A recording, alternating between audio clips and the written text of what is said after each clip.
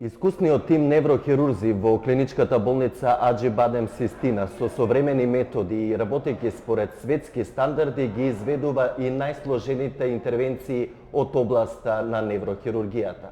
Денеска наш домаќин е врвниот неврохирург професор доктор Јовица Угриновски.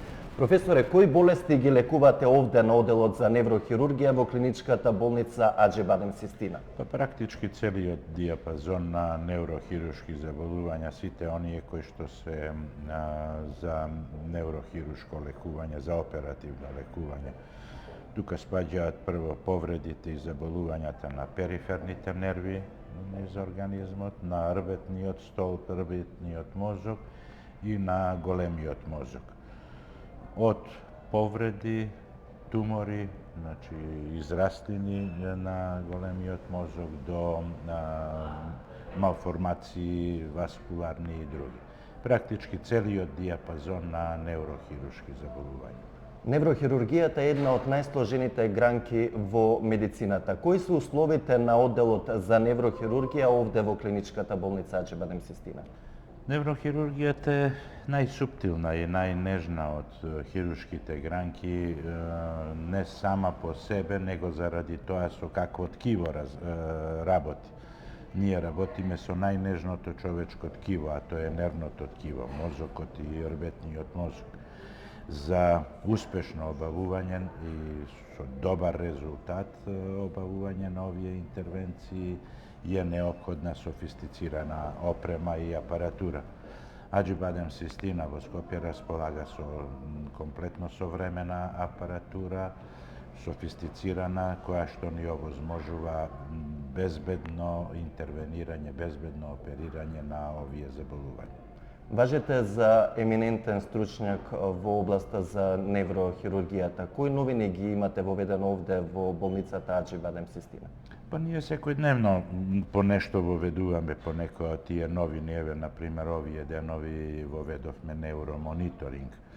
Тоа значи да во тек на оперативната процедура хирургот, односно неврохирургот, во соработка со неврологот, кој што го води мониторингот, може да ги прати функциите во текот на самата операција, например да прати спроводливоста на одредени нервни патишта и да ме опомене, да ми каже: професоре, внимателно, тука сте во регијата, кај што работите сте во регијата на одреден моторен или сензитивен пат или рецимо некоја друга регија. Тоа ми дава огромна помош и огромна информација да знам да го заобиколам тој пат, да сачекам малку, да преземам некои други мерки кои што ми стојат на располагање, за да пациентот после оперативната интервенција биде без невролошки дефицити, без хендикеп. Вие сте лидер во операционата сала, меѓутоа колку се важни условите и остатокот од тимот за да има успех операцијата? Апсолутно, секоја интервенција во медицината, поготово во неврохирургијата, захтева тимска работа. Од првиот кој што се сретнува со болниот, тоа е неврологот, кој што треба да ги направи потребните испитувања диагностички, до неврорадиологот кој што прави компјутерска томографија, магнетна резонанца, ПЕТ скен и така натаму, до анестезиологот кој што се грижи за безбедна оперативна процедура, неврохирург и на крај се на физиотерапеутите, значи физијатрите кои што се грижат за рехабилитација или воколку природата на заболувањето захтева онколошки третман, зрачење, цитостатска и друга терапија, потребни се онколозите.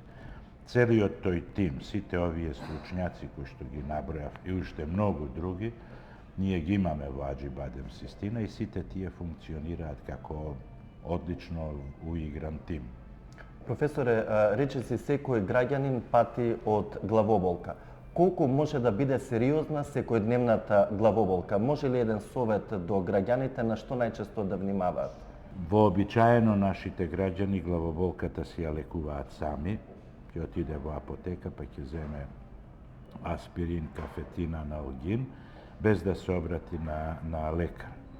Moj savjet je, sekoja glavobolka zaslužuje vнимание. Znači, prvo treba doktor da prosudi, da izvrši klinički pregled kaj pacijentот i da otkrije pričinata za glavobolka. Da li je to stres, da li je to pokačen krvni pritisak, da li je to meteopatska glavobolka, da li je migrena ili je nešto poseriozno.